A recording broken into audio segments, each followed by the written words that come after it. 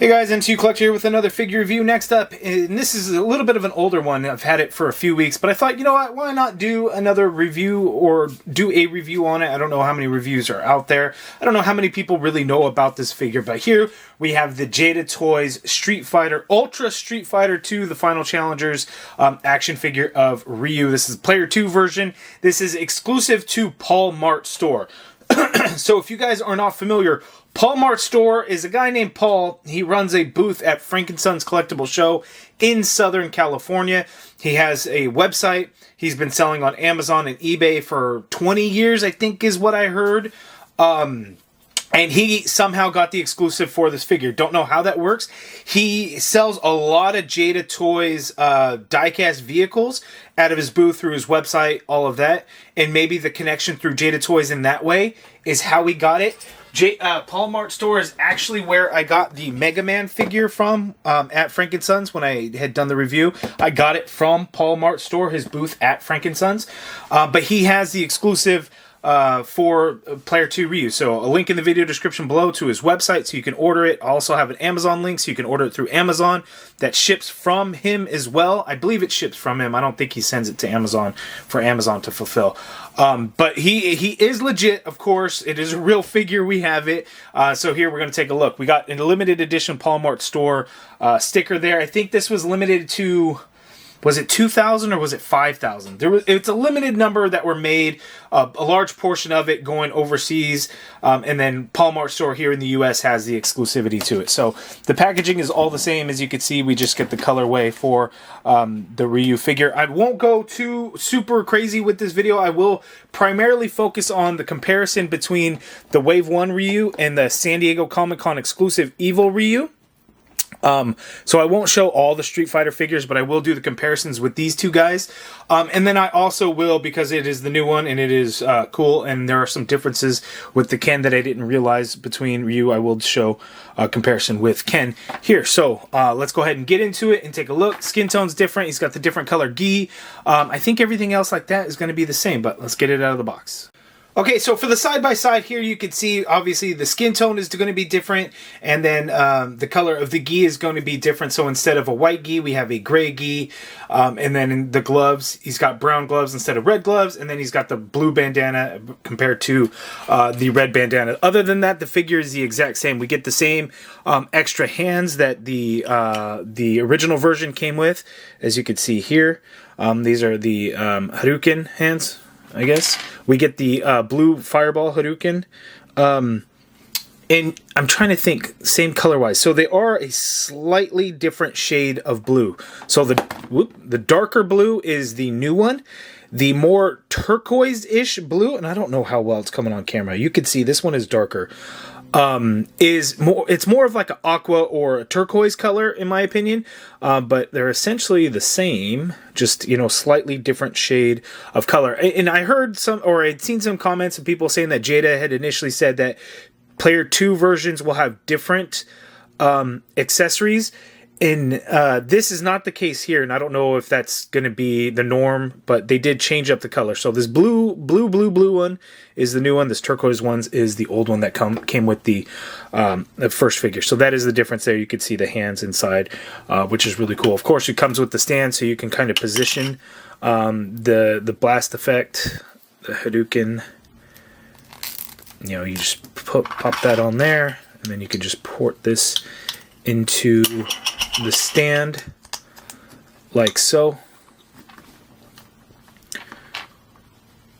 and then you could just do the gesture. I'm not going to move the hand. I didn't put the right hands on there and stuff, but that's how that's going to work. But for the rest of the video, I am really going to focus on the side-by-side comparison between the two figures. The biggest thing is really the skin tone.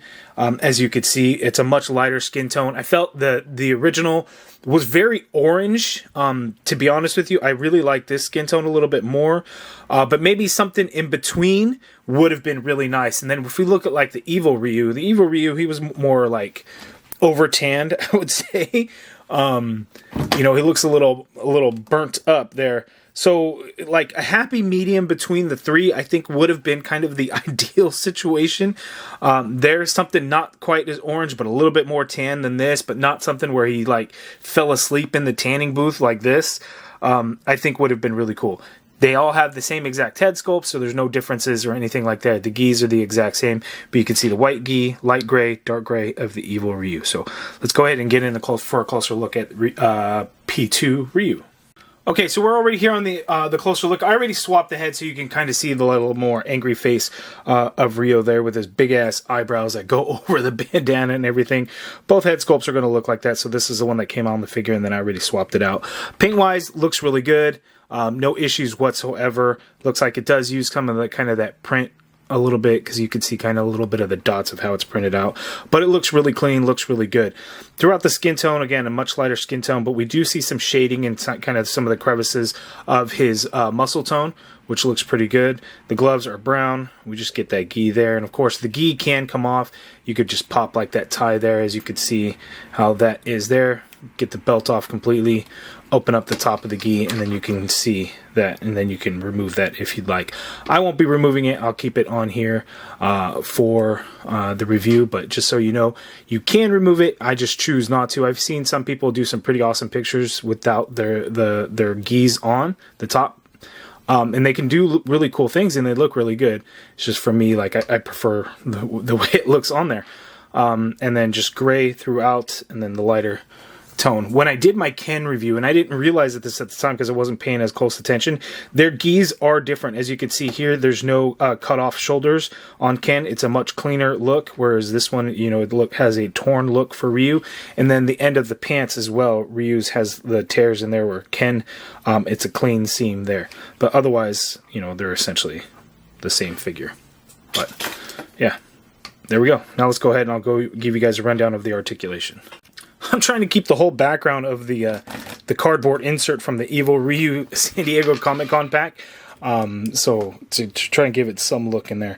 So looking up, he can look up a little bit there. The head is on a dumbbell joint. As you can see, I'll swap the head back to the original now. It's very easy to swap. Pops on and off very easily, so can look up so much. He can look down a lot because the neck itself is on it has a separate point of articulation and can move around, but you can get all kinds of neck pivot rotation in there for the neck, which is great.